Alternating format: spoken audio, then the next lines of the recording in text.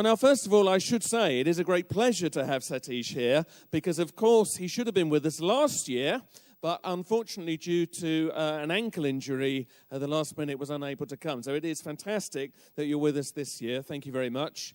Satish is the editor of Resurgence magazine and for many years has been recognized as somebody campaigning for non-violent change, for the ecology, even for organic agriculture. We're going to hear about many of these things today. His autobiography, No Destination, is one of the more influential autobiographies of recent years. And he's the only person I've ever heard of who walked from India to America with no money and achieved it. So this is the gentleman we have with us today, and I hope you're going to give him a very warm welcome. So I give you Mr. Satish Kumar.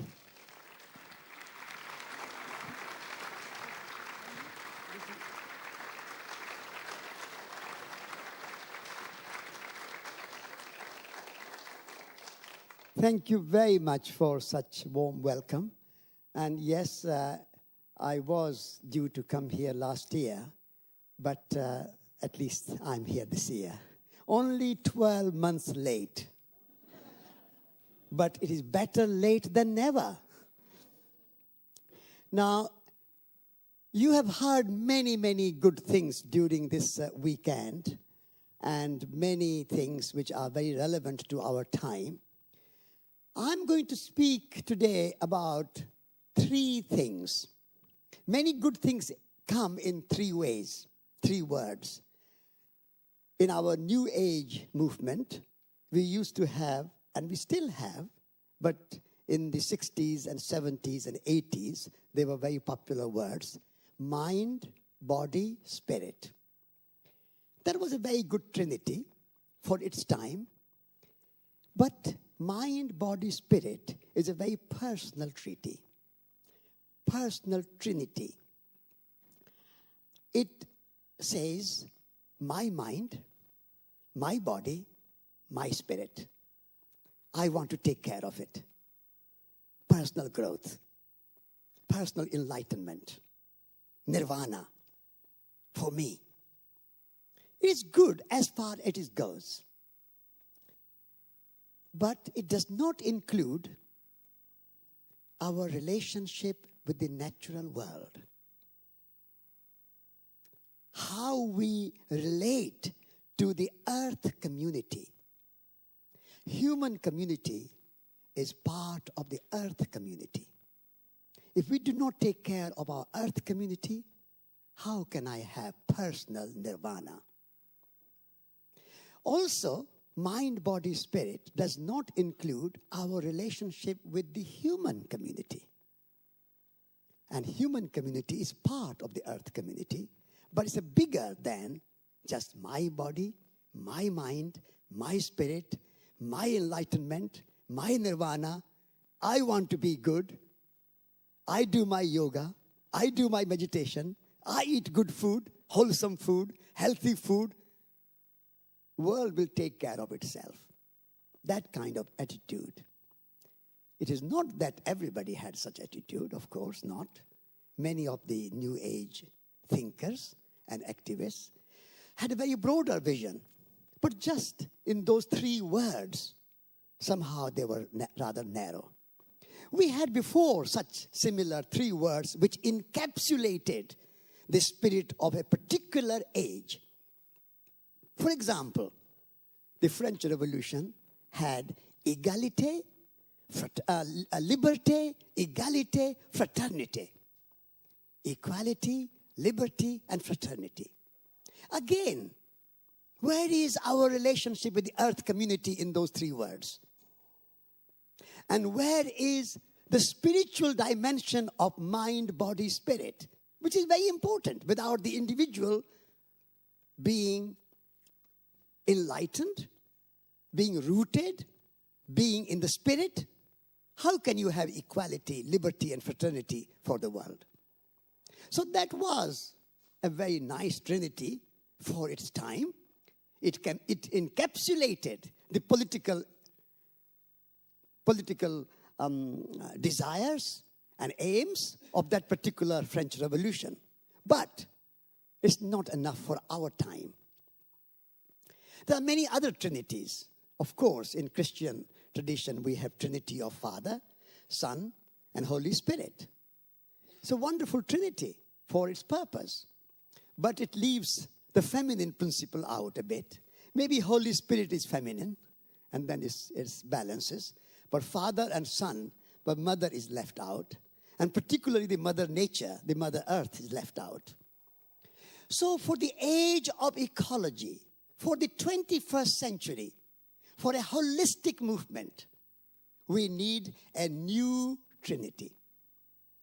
And I propose that Trinity to be soil, soul, and society. Soil, I put first, because we all come from the earth. We all return to the earth. We are microcosm of the macrocosm of the earth. All the elements which sustain the earth, air, fire, water, space, time, consciousness, everything what is in the universe is in us. There's nothing out there which is not in here. So we have to honor, we have to respect, and we have to revere even the Mother Earth, the goddess of Gaia. And this is wonderful that now even scientists are revering Mother Earth, Gaia. James Lovelock, and his book on Gaia, he says that I revere Gaia. And that's a very wonderful thing to have from a scientist. Because scientists are generally very reductionist. They are very utilitarian. Most of the science has been devoted to how we can use the earth's resources for human benefit alone. As if human species are so superior that everything on the earth is just for our use. We own the earth. That's the kind of mentality that we have. Many scientists have, many capitalists have, many socialists have, many humanitarian or humanists have. Because they think the human beings are somehow so special that we can do what we like. We can destroy the rainforest. We can pollute the rivers. We can pollute the oceans. We can poison the land with chemicals and fertilizers and pesticide and herbicide and whatnot side. And if we do all those sides, we will end up in suicide. Therefore, we have to create a new consciousness which says the human beings are completely integral part of the earth community. We are nature. When we say nature, generally people think nature is out there. Those trees, that Glastonbury Tor is part of nature. All that wonderful Avon River and the Thames River and the other Severn River which have been flooding so strongly. That's part of nature. The hills and mountains and oceans and rainforests and eagles and horses and cows and tigers and snakes. All that is nature. Humans are not nature. Nature as an object and we as subject. Separation. There's a great theologian in the United States called Thomas Berry. He's a wonderful Christian theologian. And he says that the universe is not a collection of objects. It's a communion of subjects. What a wonderful, holistic, what a wonderful, reverential, respectful, spiritual attitude towards the earth and towards the universe. The earth and the universe are not collection of objects, but there is a communion of subjects. So humans are in communion. There is no object that we can study and use for our benefit. We are all subjects. Everything upon this earth, the trees, the mountains, the forests, the animals, the birds, even the worms under the soil have to be respected. And you know, worms are very important. Darwin studied worms and came up with the theory of evolution. So without the worms, there will be no theory of evolution, and there is no scientific research and work of Darwin. And if you are a gardener, you know how important worms are. However green fingers a gardener might have. And many people say that, oh, such and such gardener has green fingers. Whatever they plant, they grow. The seeds grow. The plants come up with tremendous blossoming and fruit and vegetables, and everything grows. But my friends, you have forgotten that however green fingers you may have, if the earthworms were not under the soil, there'll be no vegetables and no fruit and no herbs and no food. Therefore, remember to say, long live the worms. Long live the worms. When you are thanking for your beautiful, delicious dinner, and you say, I thank the cooks, and I thank the gardener, and I thank the host, and I thank God for providing this company and this food. And then you stop there, and you don't remember anything else, and you are too hungry and too much in a hurry, and you want to eat quickly. So say, Amen. I would say, also, please include the worms and thank them for working day and night without any holidays, without any wages. They work hard, 24 hours under the soil to keep the soil fertile, to keep the soil alive, so that we can plant our seeds and grow our vegetables and enjoy our delicious dinner. So, that respect for the soil is an essential part. That's the kind of reverential ecology which goes further than a lot of our environmentalism at the moment going. A lot of our environmentalism is driven either by utilitarian view. Of course, we have to look after our forests and land and animals because we need them. I say that nature, the environment, the ecology, trees and forests and rivers and animals and birds and wildlife is good in itself. It is not good because it's useful to humans. Wildlife and natural life has intrinsic value. Can you remember that? All life have or has intrinsic value. Their value is not dependent on their usefulness to humans. This is the fundamental, revolutionary, radical thought we need to bring into our environmental movement. The utilitarian environmentalism is not enough. This is spiritual environmentalism.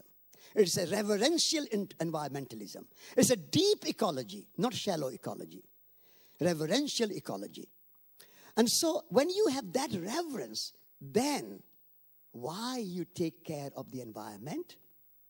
Not because of fear. Fear-driven environmentalism is based in utilitarian view.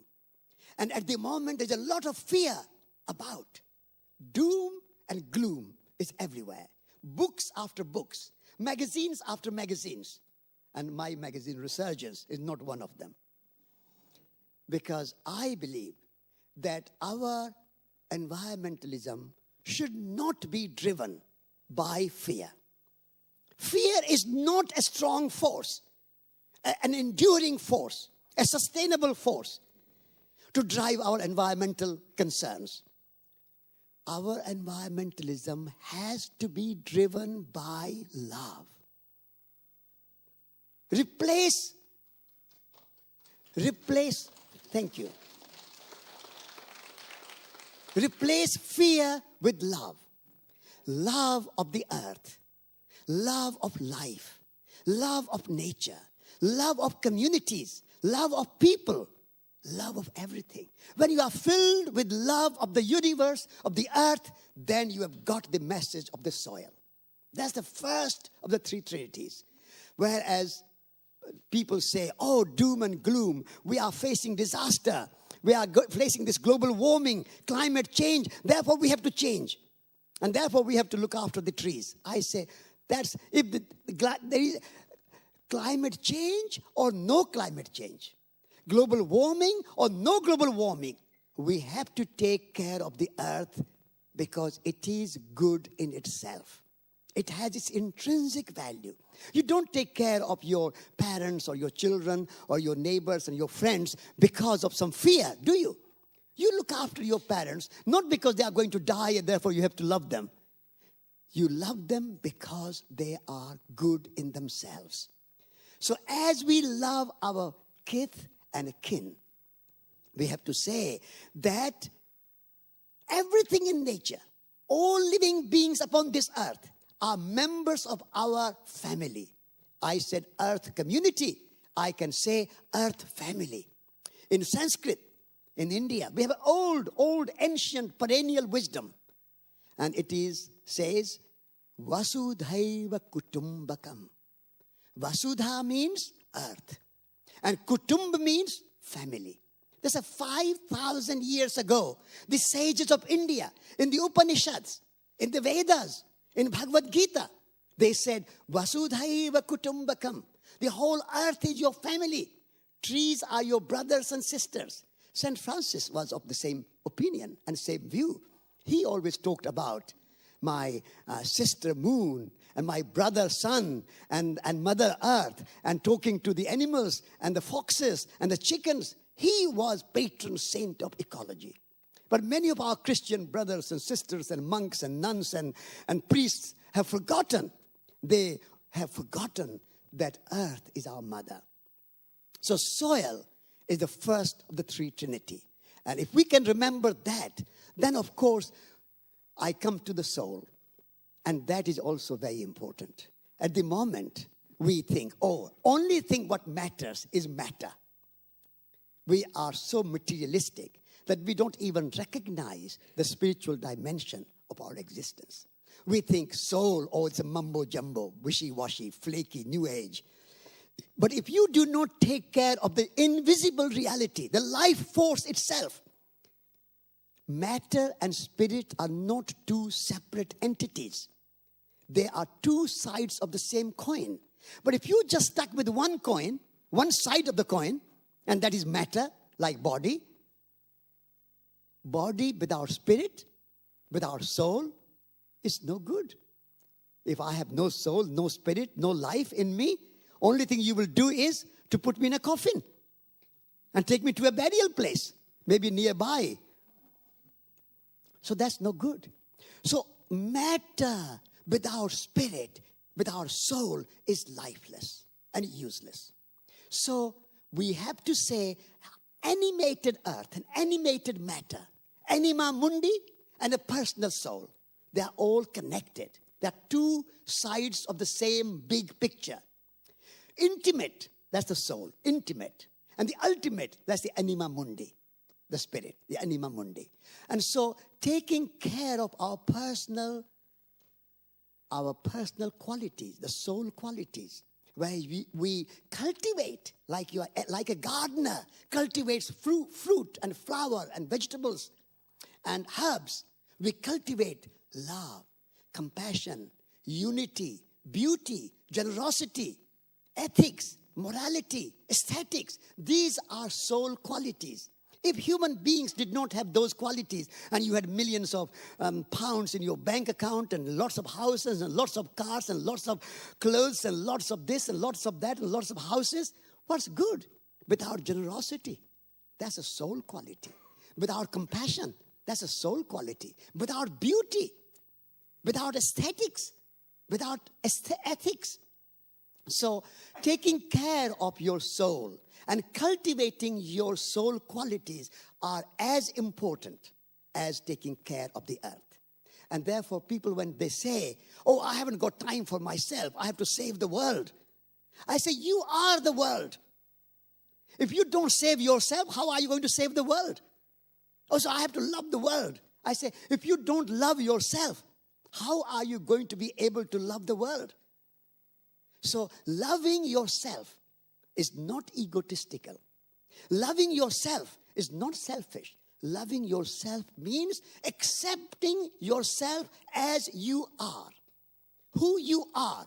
And you are not just a secondary identity like I'm an Englishman or I'm an Indian man or I'm a black man or I'm a white man or I'm a man or I'm a woman or I'm a doctor or I'm a lawyer or I'm an accountant. All these identities are secondary identities.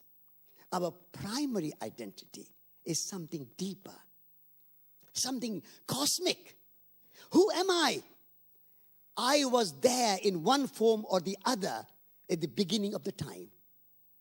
At the Big Bang, in one form or the other, before the human form evolved, we were there in one kind of gene or the other kind of gene.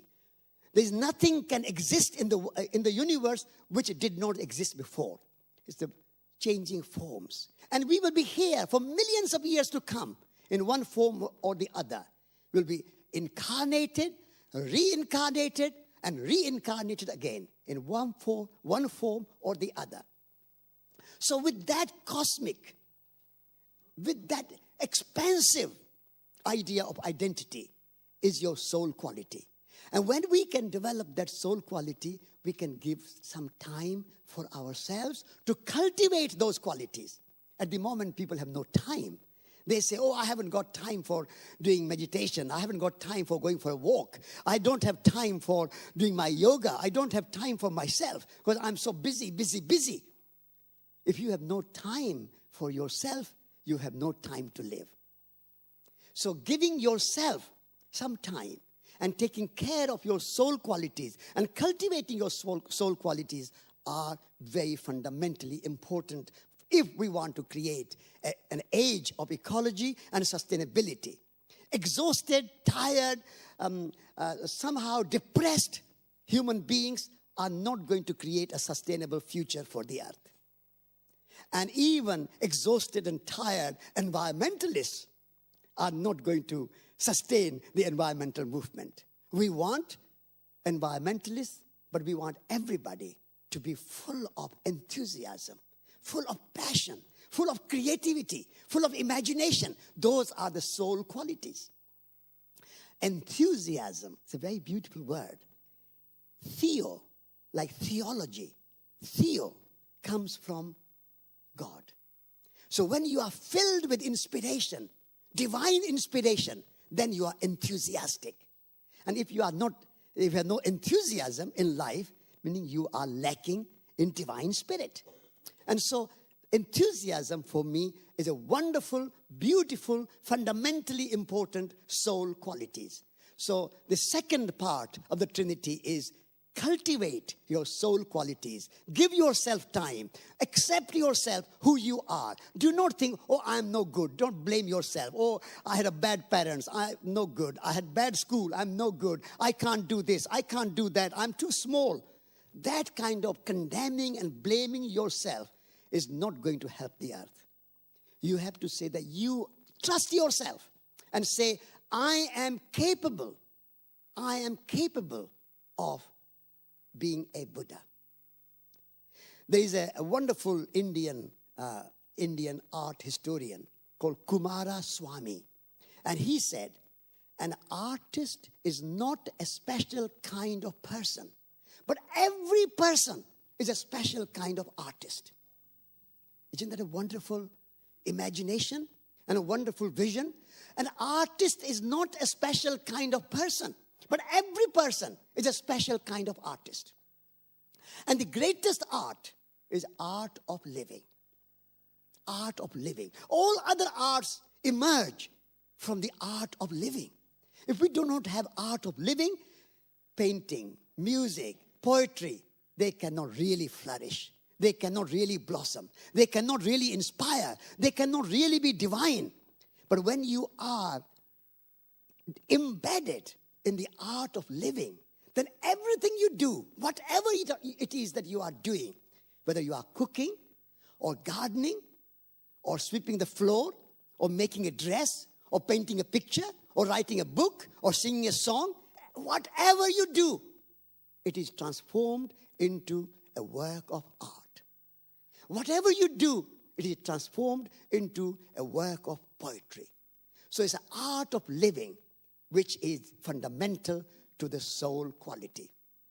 So that's how soil and soul I come to. Then society. We are part of human community. We have been conditioned in our minds too much about individualism. Me, I. Egotistical. My friends, ego and eco are two different words. Ego is not eco. If you are an ecological, you are not egotistical. So human community, taking care of our communities, human communities, and being part of it is very essential. At the moment, our individualism and capitalism is driving us to more and more consumerism and materialism. And that's a very egocentric, very self-centered. And so, if we want to move into a holistic, sustainable future for our children and grandchildren, we have to create communities. And those communities are not just living under one roof and sharing the kitchen. It's a sense of community. It's a sense in your heart that you are not alone. You are part of a bigger web of human community.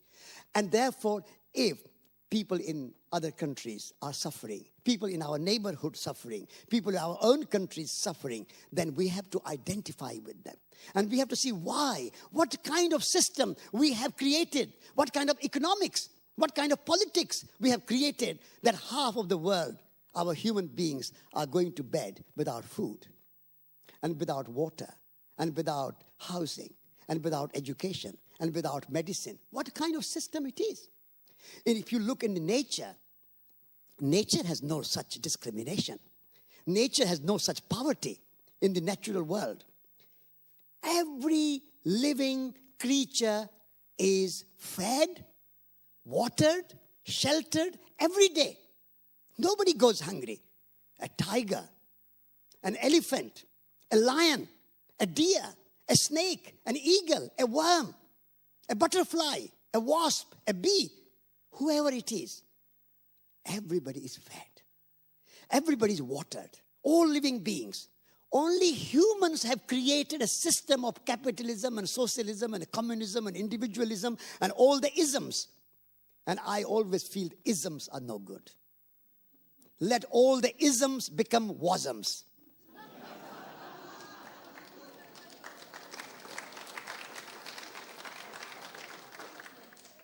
And so, we need to think that how we can create a system where all living beings receive the gift of life and gift of the earth without any discrimination. My wife, June, and I, we grow apples. And I look at apple tree. An apple tree is my teacher. I am a pupil, a student.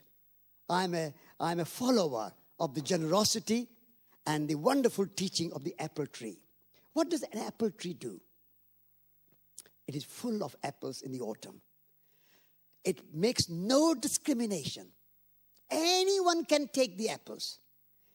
You are a saint or a sinner. Apple tree will not ask you who you are. Take apple. Unconditional love. Unconditional generosity of an apple tree. You are educated, uneducated, black, white, rich, poor. It will never ask you, you want apples? Have you got your credit card? Never ask you any such questions. Take apples. If apple tree can be so generous, we humans can also be same. If we cultivate our quality of the soul and the quality of human community. So taking care of human community is as important as taking care of our personal lives and taking care of our earth community. So in this future of sustainability, in this age of ecology, in this 21st century, we have to have a bigger picture. We cannot just say either I'll look after myself and do good things and be good, but I don't care for the earth. Or I say, oh, I have to look after the earth. I don't have time for myself. Or I say, how can you be concerned about forests and rivers and trees and plants and animals and land when human beings are starving? I have to just be member of Oxfam or Christian Aid or something and look after the humans. I don't think we can put a single issue in that way in a box. These three things are totally interconnected.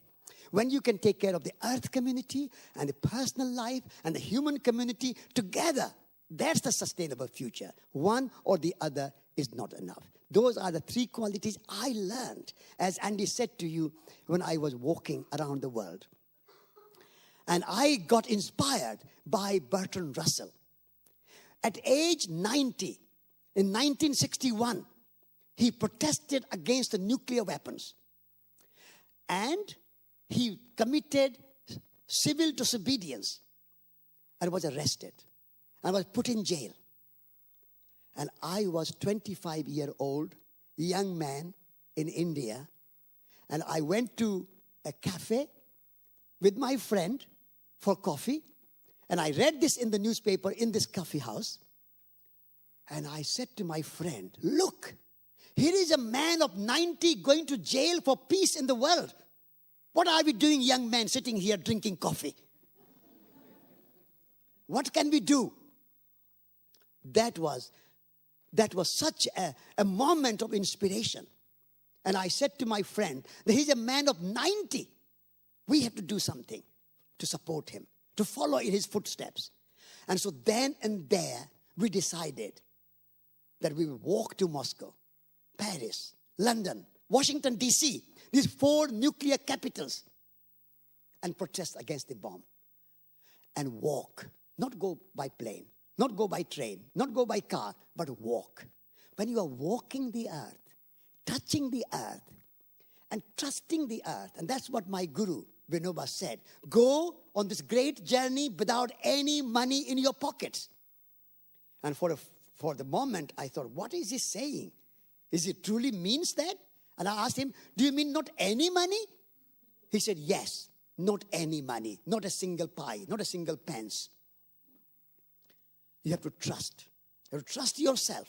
You have to trust people. You have to trust God. You have to trust the earth. And in India, if you have a guru, then you have to take his advice. You can't dilly-dally.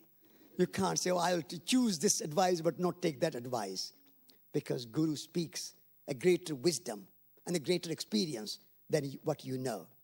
So we accepted his advice. And for 2.5 years, 8,000 miles, walking through communist countries, capitalist countries, Muslim countries, Christian countries, poor, rich, every kind of encounter we had. And we were able to do that without a penny. And the day we did not get any food, and there were such days, we said, this is our opportunity to fast. Not complaining, not blaming why somebody's not giving us food. Because that's not the attitude of a pilgrim.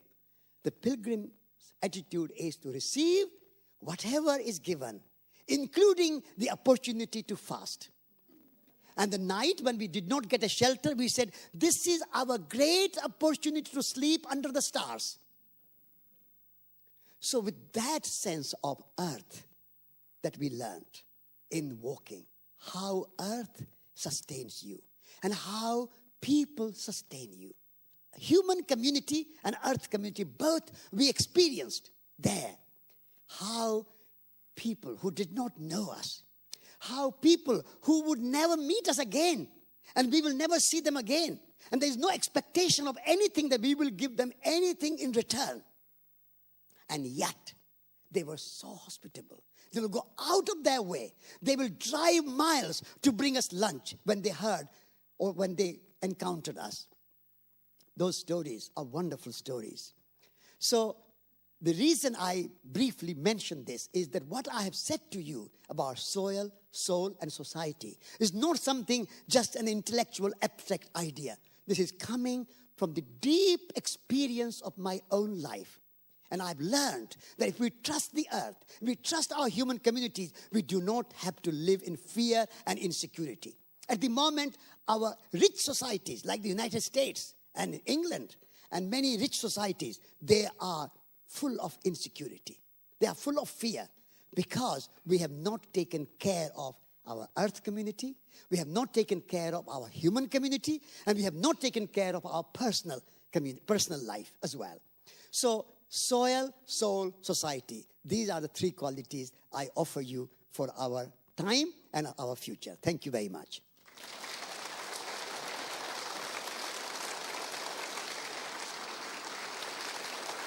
Thank you.